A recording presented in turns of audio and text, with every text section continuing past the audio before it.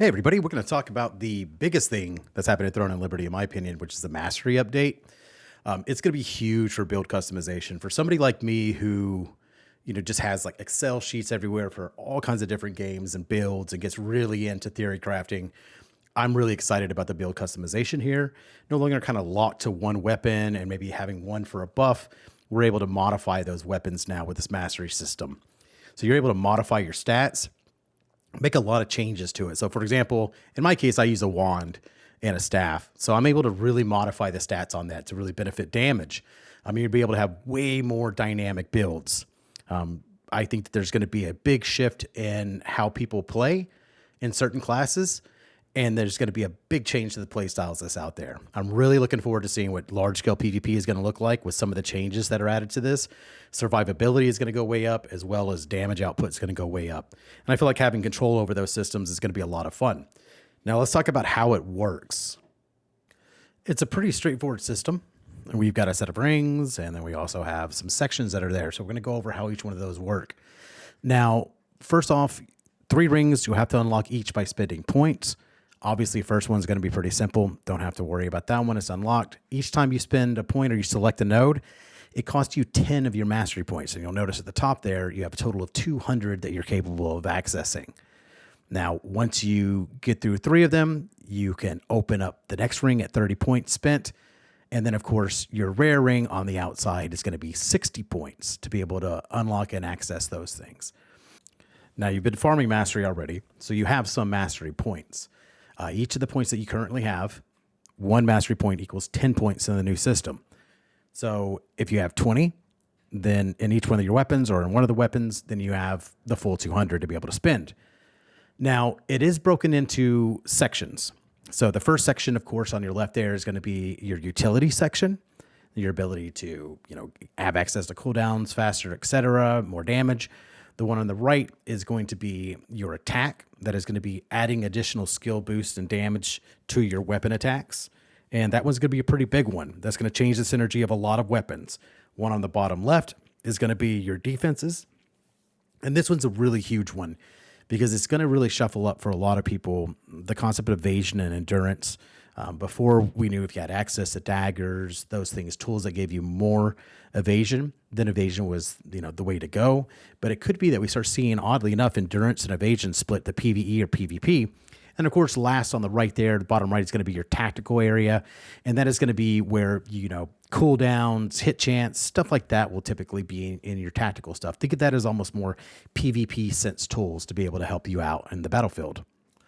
Now, of course, I'm using the staff here as an example, and that's what we're going to use as we go into each of the different sections. I'm going to use the staff, and we're going to go over the attack section for you because each one of the sections are set up exactly the same. So you're going to see them, each one of them broken down in the same way. First thing that we're going to see is in between each one of the sections there, we actually have what's called a combo section. The combo section will actually take synergies from both of the different sections and combine them. And this one, for tactical and attack, we can see it gives us magic hit chance in this one node and also buff duration. The points that you spend here will go towards both your attack tree and also your tactical tree. And these nodes are put in between each one of the different sections. You can see one there at the top, as well as the one that we have selected right now. So now we go to the skill buff section, which is going to be right down the middle of each one of the areas. So here in the attack section, we can see this one, for example, Mana Ball Explosion. If you wanted to go for this, it would give you a little bit more AoE to the eruption that you get whenever you're casting from one of your passives. Let's say you don't want that, though. You can actually skip this and not actually have to select it. As long as you have enough points added up, you can move to the next ring and select whatever the buff may be there for your class. So you don't necessarily have to climb the tree over each one of these to be able to get enough points to go to the next one.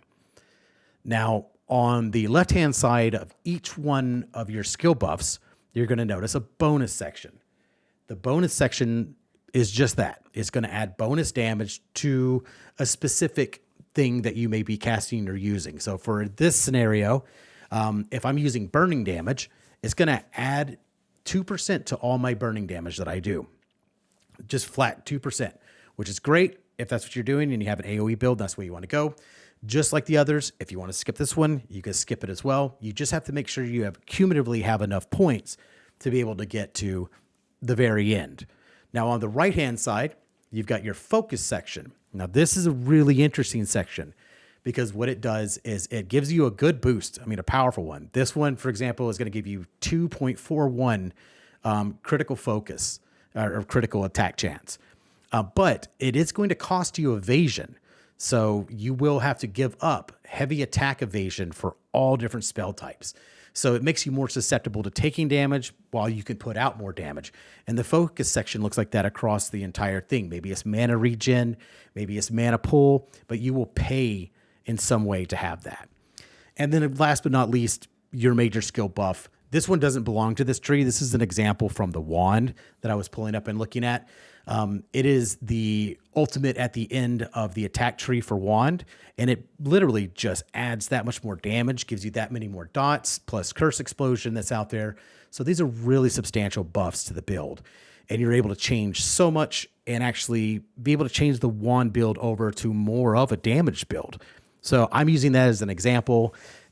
Maybe it's sword and shield. There's a lot of things that are added to make sword and shield even more damaging.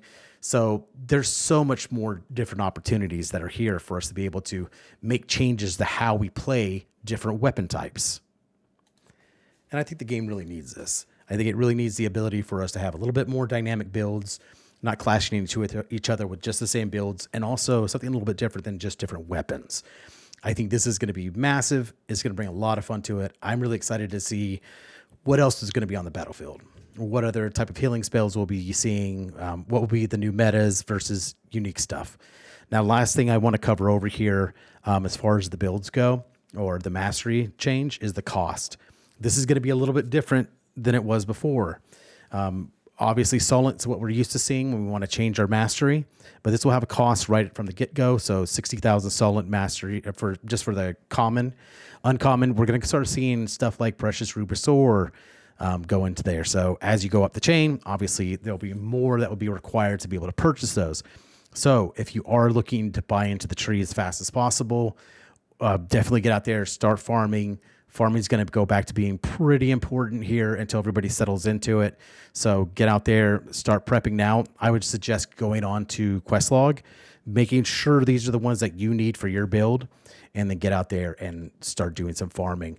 You're going to find like Silas Abyss, etc., are going to be really good areas to find these.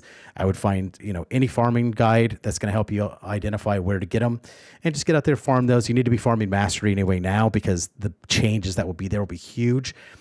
If you're looking to completely renovate how your class plays, obviously you're going to want to have the highest mastery possible to be able to access those things. So definitely get out there, start farming right away. Now, as far as the system itself goes, they don't refund. So as you can imagine, it can get expensive. It's only 10, not that much, but I think that especially with theory crafting, we're going to see a lot of different changes.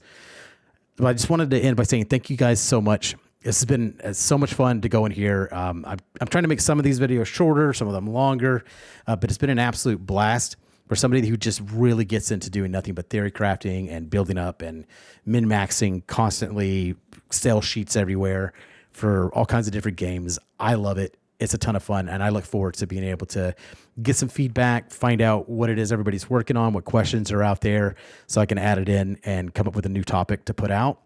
I will be starting up a Staff and Wand theory crafting series as well that I'm going to put out there, and just going over what I'm working on, what I see is working, and to get some feedback. I've gotten so much feedback already that has changed my gameplay as well. New things that I've tried out that I didn't think of before. So really excited to continue sharing that with everybody, and really excited to keep these series going. Thank you guys so much, and I look forward to talking to you soon. See you out there.